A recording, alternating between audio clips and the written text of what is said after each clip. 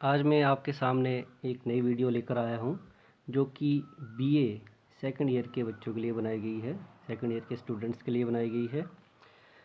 Video शुरू करने से पहले मैं आपसे एक रिक्वेस्ट करता हूँ कि आप मेरा चैनल ज़रूर सब्सक्राइब करें, वीडियोस लाइक करें, कमेंट करें इस पर जो भी आपको जैसी भी आपको वीडियोस लग रही है।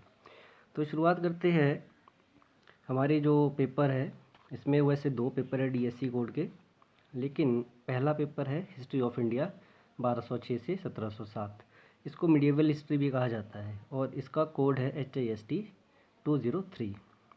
तो हिस्ट्री में पढ़ने से पहले, इस पेपर को पढ़ने से पहले मैं आपका टॉपिक बता देता हूँ कि आज हम क्या पढ़ने वाले हैं। आज का टॉपिक है sources of medieval history of India, मतलब मध्यकालीन भारतीय इतिहास के स्रोत।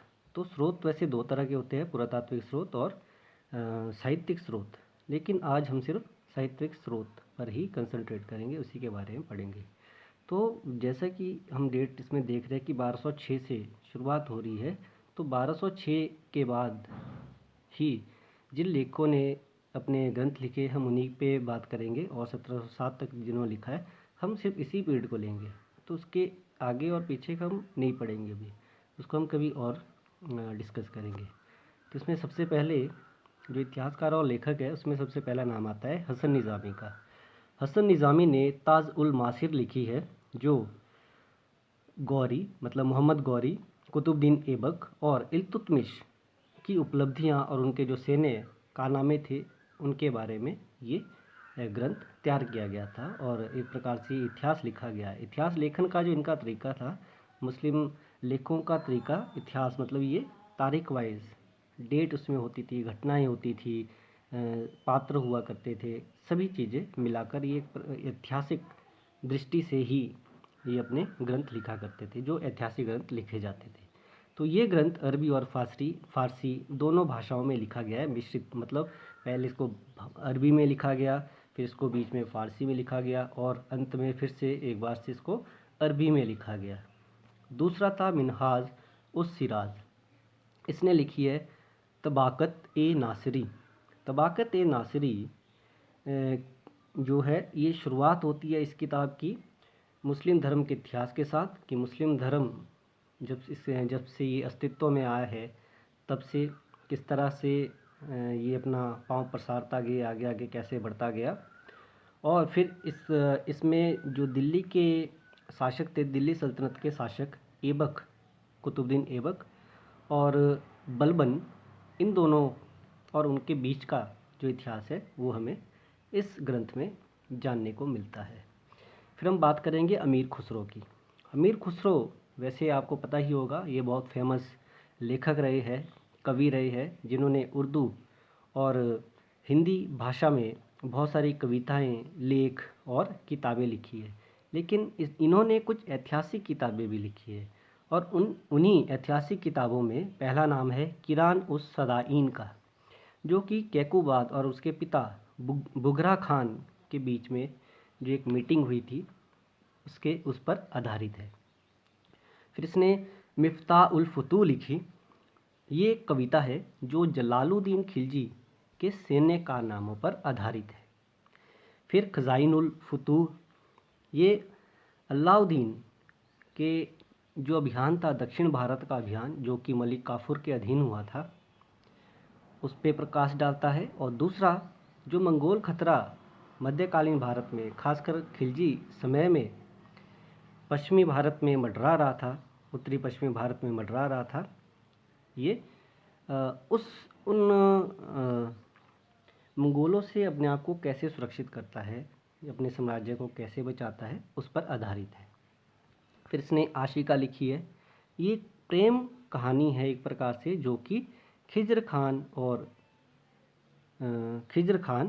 देवल देवी, ये देवल देवी जो है ये राजा कर्ण की बेटी थी। राजा कर्ण जो गुजरात के शासक थे। तो जब अलाउद्दीन ने गुजरात पर आक्रमण किया था तो वहाँ से वो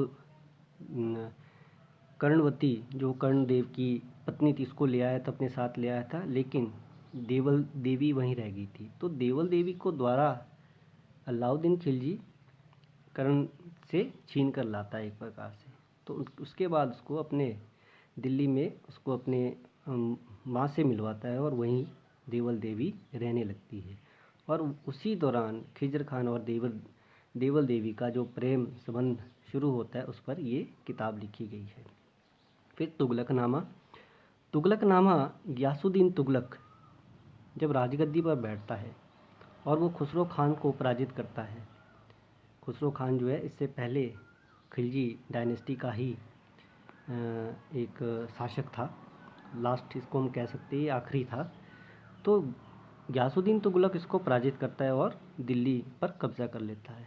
तो क्या घटनाएं घटती है वो हमें तुगलकनामा में देखने को मिलती है। फिर ज़ियाउद्दीन बर्नी ने तारीख़ ए फ़िरोज़ शाही लिखी है और इसमें 1259 से 1352 तक का इतिहास लिखा गया है। इसमें बलबन से लेकर फ़िरोज़ शाह तुगलक लगभग 9 शासकों का इतिहास इसमें लिखा गया है। तो बलबन से लेकर फ़िरोज़ शाह तुगलक तक, मतलब इसमें ममलूक वंश भी आ रहा है, इसमें खिलजी वंश भी आ रहा है, इसमें तुगलक वंश भी आ रहा है। तो इतने 3 बड़े बड़े वंशों के जो शासक हैं उनके बारे में तारीख़ फ़िरोज़ शाही लिखी गई है। फिर फ़िरोज़ शाह तुगलक ने अपनी एक आत्मकथा लिखी है जिसको फ़ुतवत-ए-फ़िरोज़ शाही कहा जाता है। तो फ़िरोज़ शाह अपने बारे में या अपने सल्तनत के बारे में उसके क्या विचार थे या क्या क्या घटनाएं घटी है, वो उसने फ़ुतवत-ए-फ़िरोज़ शाही में आत्मकथा में लिखी है। फिर शम्स-ए-सिराज अफ़ीफ़, इन्होंने तारीख़-ए-फ़िरोज़ शाही लिखी है। तारीख़-ए-फ़िरोज़ शाही ही एक किताब है जो फ़िरोज़ शाह के बारे में इनकी बची हुई है। अदरवाइज़ इन्होंने 2 और किताबें भी लिखी थी जो गियासुद्दीन और मोहम्मद बिन तुगलक पर आधारित थी। लेकिन अभी हमारे पास केवल क्या है, फ़िरोज़ शाह की, जिसको तारीख़-ए-फ़िरोज़ शाही नाम से जाना जाता है। फिर याहिया बिन अहमद सरहिंदी, इन्होंने तारीख़-ए-मुबारक शाही लिखी है। मुबारक शाह सैयद वंश का एक शासक था, उसके शासनकाल पर ये आधारित है। फिर ख्वाजा अब्दुल्ला मलिक किसामी, इन्होंने फुतुवत-उल सलातीन किताब लिखी है जो मोहम्मद गजनवी से मोहम्मद बिन तुगलक महमूद गजनवी से मोहम्मद बिन तुगलक तक के इतिहास के बारे में हमें बताता है। फिर इब्न बतूता मोरक्को का रहने वाला था, एक ही यात्री था जो भारत आया था। इसने अपना यात्रा वृतांत जो है किताब उल रहला में लिखा और ये अरबी में लिखी गई है।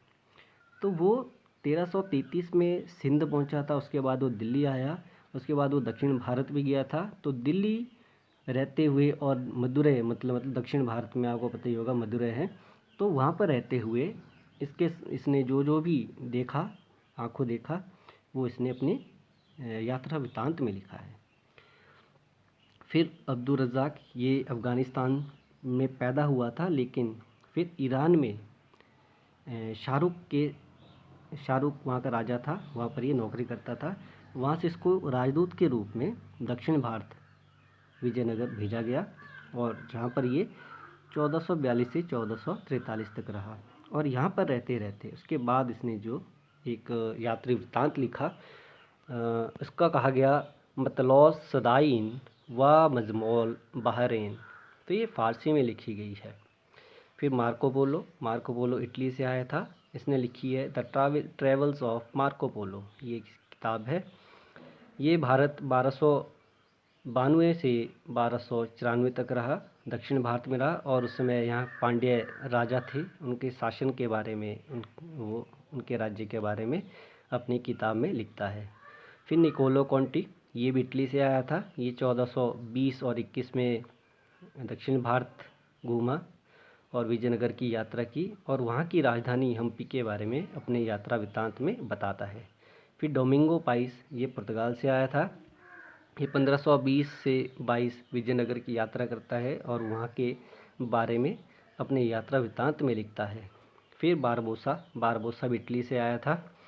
बारबोसा 1500 से 1516 तक दक्षिण भारत में कोचीन में एक अधिकारी के रूप में रहता है, पुर्तगाली अधिकारी के रूप में, और वहाँ रहते रहते जो भी ये देखता है, जो भी घटनाएं हैं, वो अपने वृत्तांत में लिखता है।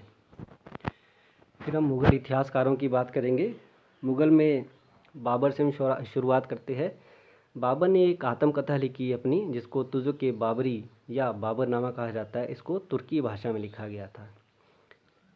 फिर गुलबदन बानो बेगम, ये हुमायूं की बहन थी, कज़न थी उसकी, और बाद में अकबर के कहने पर इन्होंने एक संस्मरण लिखा है। संस्मरण टाइप, मतलब आप संस्मरण समझ रहे हो, मतलब अपनी याद, जो भी इसको याद था हुमायूं के बारे में वो इसने लिखा है, या उसके समय में जो भी घटनाएं घटी थी वो लिखा है, और उसको हुमायूं नामा नाम दिया। ये भी तुर्की में लिखी गई थी। तुर्की मतलब भाषा, तुर्की भाषा में। फिर अब्बास खान सरवानी, इसने तारीख़ शेर शाही लिखी है। ये शेर शाह के राज्य अवस्था या उसके शासन पर आधारित एक किताब है। फिर अबुल फ़ज़ल ने अकबरनामा लिखा है। अकबरनामा 3 खंड में है, ठीक है। तो पहले खंड में ये बाबर और हुमायूं और इसके साथ उसके जितने भी पूर्वज रहे हैं अकबर के, उसके बारे में जानकारी देती है। दूसरे भाग में ये अकबर के शासन के बारे में, और तीसरा भाग अलग से भी इसको आईन अकबरी के नाम से जाना जाता है। ये भी अकबर के ही बारे में इसको लिखा गया है। फिर बदायूनी ने मंतखब उत तवारीख़ किताब लिखी है, जो गजनवी से लेकर अकबर के 14वें वर्ष तक, मतलब अकबर राजगद्दी पर बैठा उससे 14वें वर्ष तक के इतिहास के बारे में हमें जानकारी देती है। फिर ख्वाजा निज़ामुद्दीन अहमद, इसने तबाक़त-ए अकबरी लिखी। शेख इलाहाबादी फैज़ी सरहिंदी, इसने अकबरनामा लिखा। जहांगीर के समय में जहांगीर ने स्वयं एक इसने भी आत्मकथा लिखी है, जिसको तुज़ुक-ए जहांगीरी नाम से जाना जाता है।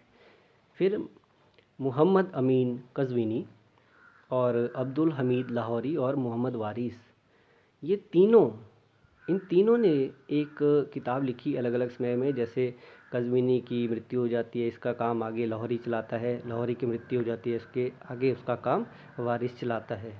और ये शाहजहाँ के समय में लिखी गई थी, और उसके शासनकाल, उसके राज्य अवस्था के बारे में हमें जानकारी देती है। और इस बुक को उन्होंने नाम दिया पादशाहनामा। इसमें पादशाहनामा लिखा गया है, पर ये पादशाहनामा है। फिर मिर्ज़ा मोहम्मद काजिम ने आलमगीरी लिखी है। आलमगीर औरंगज़ेब का दूसरा नाम था आलमगीर, ठीक है। तो आलमगीरी मतलब औरंगज़ेब के जो शासन है उस पर ये आधारित है।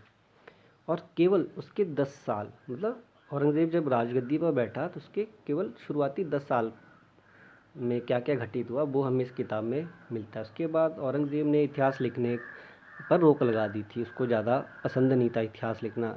रोक तो क्या लगा दी थी, मतलब एक प्रकार से संरक्षण देना इसने बंद कर लिया था इतिहासकारों को।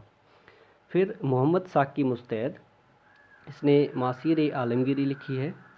ये इसने औरंगज़ेब की मृत्यु के बाद लिखी है, जब औरंगज़ेब मर गया था उसके बाद लिखी है। फिर भीमसेन ने नुस्खा-ए दिलकुशा लिखा है, ये भी औरंगज़ेब के समय का है। ईसरदास ने फुतवत-ए आलमगीरी लिखी है, ये भी औरंगज़ेब के समय की ही है। तो ये कुछ प्रमुख इतिहासकार और उनकी रचनाएं थी। तो इसको आपने याद कर लेना अच्छी तरह से। इस टॉपिक से ज़्यादातर एक एक नंबर के क्वेश्चन पूछे जाते हैं। तो अगर आपको ये सभी याद हो जाते हैं, जो आपको याद करने चाहिए, क्योंकि अगर आपने आगे पढ़ना है तो आपको ये एटलीस्ट पता होना चाहिए, क्योंकि जब तक हमारे को स्रोत का पता नहीं होगा हम इतिहास को नहीं समझ सकते। तो आप सभी से यही गुजारिश है मेरी, तो इसको पढ़ो, आप अच्छी तरह से याद कर लो, ताकि हमें आगे कोई परेशानी ना हो। तो मिलेंगे अगली वीडियो में, तब तक के लिए धन्यवाद, नमस्कार।